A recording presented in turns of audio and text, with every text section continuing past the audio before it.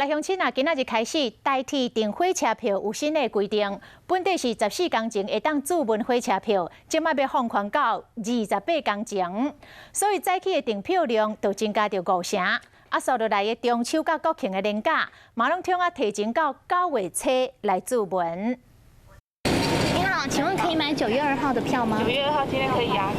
代替买车票的新规定，伫休热期间实施，为本来提早14天注文，放宽到28天，敢若开放的头一天就加5成的订票量。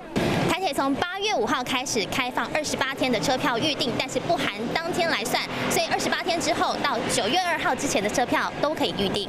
每一个卖票所在拢有打新规定的告示，想要抢廉价车票日子爱记好条。所来4天的中秋连假，10月初1到初10的车票，为9月初2就会使开始订。国庆连假10月初9到11，伫9月初10就会使订。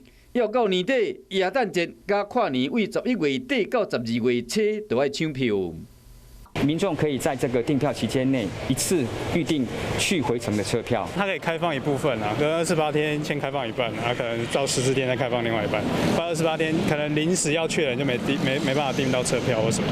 除了放宽订票的期限，台铁嘛开放脚踏车的车厢，予一般民众入去，佫会使早抢不少上车，不过抢不上的寸秋冇限制。新规定已经实施啊，嘛希望各位民众赶紧规划，享受一段充实的旅行。